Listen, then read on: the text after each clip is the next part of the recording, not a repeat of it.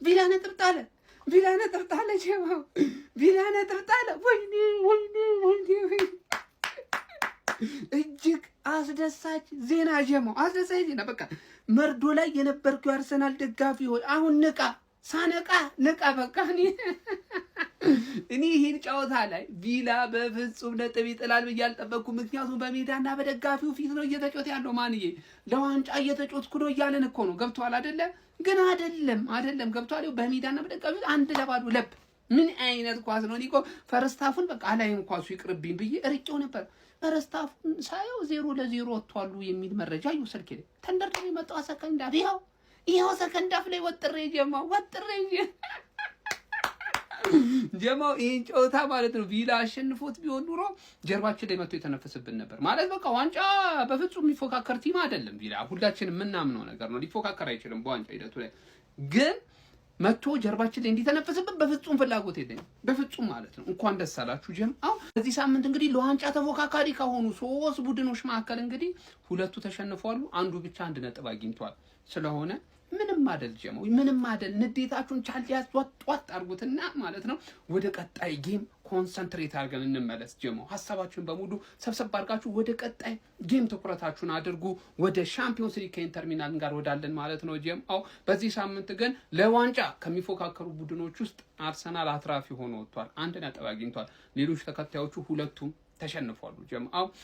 የደበራችሁ እንዳላችሁ አውቃለሁ በትላንትና ውጤት። እኔም በጣም ከፍቶኛል ግን ያልፋልም ማልፍ የለም ጀማው። ወደ ቀጣይ ትኩረት እናድርግ። ይመቻችሁ። አረ ወገን በአግባቡ እየተቋጠረ አይደለም። አሁን ቪላ በኤቨርተን መጣል አለበት። አርሰናል እንደዚህ መራቅ አለበት። 7 ሆኖ መቀጠል አለበት። አረ የቋጠሮ ጀማይት ሄዶ ነው እንዴ? ምንድነው እየተካሄደ ያለው? ገብርኤልና ምንም በቃ ነቃ ደንገጥ ብላችሁ ቋጠሮን ጠንከር አድርጉት እና ደግሞ ያው ይሄ አሁን የምንጠቀምበት አብዩኤል የሚለው ትንሽ ችግር እየገጠመው ስለሆነ ሁለተኛ አስብ ያለው ሁለተኛው ላይ ያው በትበት እንልበታለን። ምክንያቱም በተደጋጋሚ እየተቆለፈብኝ ስለተቸገር ቃሉንም ከተጠቀምኩ ያው ሊቆልፎ ይችላል። ገብርኤል አራፍታ የምረን ዘምር ነው። አረ እናንተ ተወኝ። ለማንኛውም በቃ ይመቻችሁ። አይ ወንድማ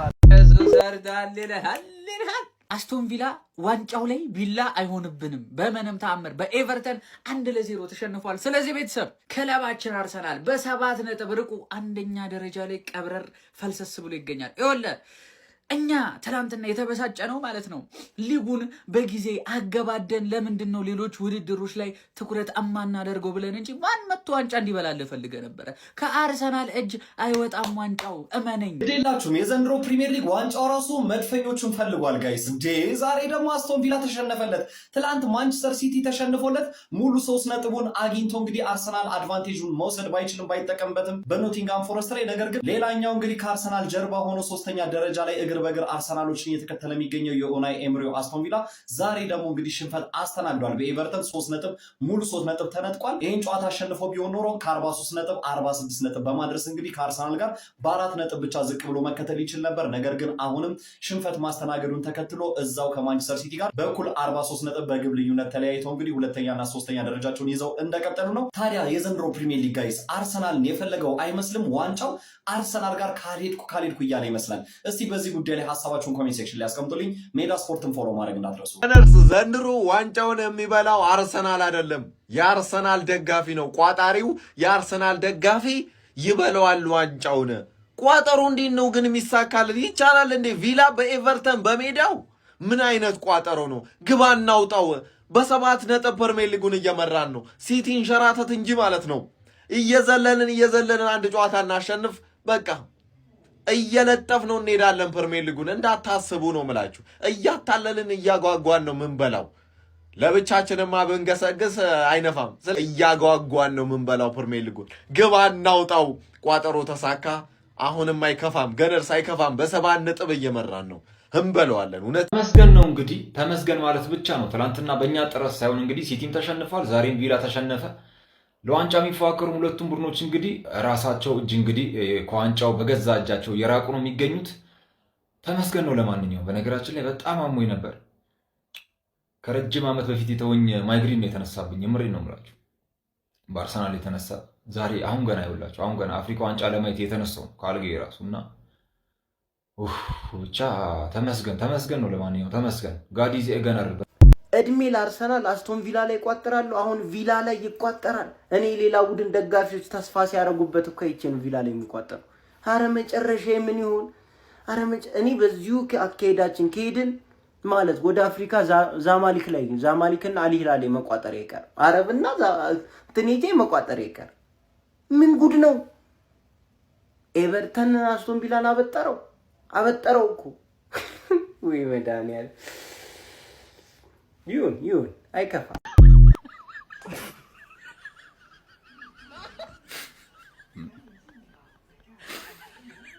ሰሞኑን የገባው ወረርሽ ደግሞ አስከፊ ነው። ያራዳ ልጆች የምሬ ነው። እሺ ምን ይባላል ደግሞ የምሬ ነው። ኧረ በስመ አብ ወወልድ ወመንፈስ ቅዱስ ምንድነው መድኃኒዓለም? የ2013 ኮሮና መጣብን። ማን ነው ዋንጫውን የሚበላው ዘንድሮ? እናቴ ነው የምሬ ነው። ኧረ ለአርሰናል ግን ኧረ በፈጠረ ብላ አርሰናል የምሬ ነው። ይበቃችኋል። ብሉልን ዋንጫውን ዘንድሮ የምሬ ነው። ብሉልን በፈጠራችሁ። እሺ እኛ ምን እናድርግ? እናቴን የምሬን ነው። ብሉልን በቃ እኛ እንድትብሉት ነው የምፈልገው። የምሬን ነው። ዘንድሮ በግዴታሽን ብሎ እናስበላሻለን። እናቴን በግዴታሽን ውደሽ ሰን ተገደሽ ትበያታለሽ እንዴ? ይሄኛውን ስንተማመንበት ይሄኛው ምርኳዙን ይጥልብናል። ይሄኛው ስንተማመንበት ደግሞ ይሄኛው ደግሞ አፈትልኮ ጥሎን ይሮጣል። ግራ አጋባችሁን እኮ። ኧረ በስመ አብ ብሉልን በቃ ግዴታ ትበያለሽ። ሮብም ቢሆን እናስበላሻለን። ሮብ አርብም ቢሆን እንዴ አታስቃዩን። እሺ አሁን ምን ይባላል? እኔ እኮ እምነት መኖሪ ባስቶን ቪላ እናቴን የምሬን ነው። እከክ ጭላፊ አስቶን ቪላ ደጋፊ አርፈ ስለ ዋንጫ እንዳታስብ እናቴን የምሬን ነው። ማንም አይበላውም። የዘንድሮ የእንግሊዝ ፕሪሚየር ሊግ ተራዝሟል። ያራዳ ልጆች ዛሬ በተደረገ የፕሪሚየር ሊግ ጨዋታ አስቶን ቪላ በኤቨርተን ሽንፈት ደርሶበታል። በፕሪሚየር ሊጉም ከሚገኙ ቶፕ 3 ክለቦች መካከል እንግዲህ ክለባችን ብቻ ነው በዚህኛው ሳምንት አንድ ነጥብ ማግኘት የቻለው። ክለባችን ከማንቸስተር ሲቲ እንዲሁም ደግሞ ከአስቶን ቪላ በ7 ነጥብ በመራቅ የደረጃ ሰንጠረዡን እየመራ እንገኛለን። በሚቀጥለው ሳምንት አርሰናል በሜዳው ማንቸስተር ዩናይትድን ሲያስተናግድ እንዲሁም ደግሞ ማንቸስተር ሲቲ በሜዳው ወልቭዝን የሚያስተናግድ ይሆናል። በተጨማሪም አስቶን ቪላ ከሜዳው ውጪ ከኒውካስትል ጋር ጨዋታውን የሚያደርግ ይሆናል። ከ22 ሳምንትም በኋላ ክለባችን ፕሪሚየር ሊጉን በ50 ነጥብ እየመራ ይገኛል። ከዛ በተጨማሪም አስቶን ቪላና ማንቸስተር ሲቲ በ43 ነጥብ ክለባችን እየተከተሉት ይገኛሉ። ጨዋታው እንዴት አገኛችሁት? ሀሳባችሁን ኮሜንት ሴክሽን ላይ አስቀምጡልኝ። ኮፒ ሊንክ እንዲሁም ደግሞ ላይክ እና ፎሎ ማድረግ እንዳይረሳ። እኔ እኮ ጤነኛ አይደለሁም። ዛሬም ቋጠርኩኝ ለአስቶን ቪላ ነጥቡን በ4 እንዲያጠበው ብዬ ማለት ነው። ግን አይሆንም በቃ አይሆንም። ዋንጫው እኮ እየሰጡት እኮ ነው። አርሰናል እምቢ አለ እንጂ አርሰናል እምቢ ብሎ ነው እንጂ ተሰጥቶታል እኮ ዋንጫው። ግን አልቀበልም ይላል አርሰናል። አለመደማ ዘንድሮ አርሰናሎች የጸለዩት ጸሎት እንግዲህ ጋይስ የት ነው ሄደው የጸለዩት የሚያስብል ነው። ምክንያቱም የሚከተሏቸው ቡድኖች በሙሉ እናንተ በየሳምንቱ መድፉን መተኮስ የለባችሁም እኛ አለንላችሁ እያሉ ወደኋላ እየሸሹ ይገኛሉ። ዛሬም አስቶን ቪላ እንግዲህ በአስደናቂ ሁኔታ በኤቨርተን በሜዳው ተሸንፏል። በነገራችን ላይ ቪላ ዛሬ ቢያሸንፍ ኖሮ የነጥብ ልዩነቱን ወደ 4 በማጥበብ መድፈኞቹ ላይ ጫና ማሳደር ይችል ነበረ። ነገር ግን ዘንድሮ አርሰናልን ሁሉም የፈሩ ይመስላሉ። ሲቲ በዩናይትድ ተሸንፎ ነበረ።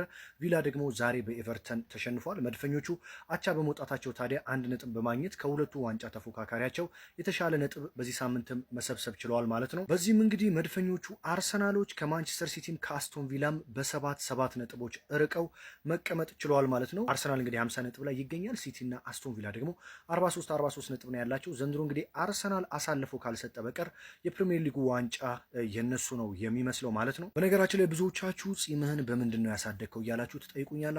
ለእኔ ኦሪጂናል ሚኖክሲዲል ለጺምም ለጸጉርም የሚሆን ስፖንሰር ያደረገኝን ድርጅት ከታች ስልክ ቁጥር አስቀምጥላችኋለሁ። እየደወላችሁ ማዘዝ ትችላላችሁ። በተመጣጣኝ ዋጋ ያላችሁበት ድረስ ያመጡላችኋል። እና አርሰናል ዘንድሮ ይህንን ዋንጫም አሳልፎ ይሰጣል ብላችሁ ታስባላችሁ ወይስ ሁሉም ነጥብ እየጣሉ ነው? ስለዚህ መድፈኞቹ ብቻቸውን ገስግሰው ፕሪሚየር ሊጉን ያሳካሉ?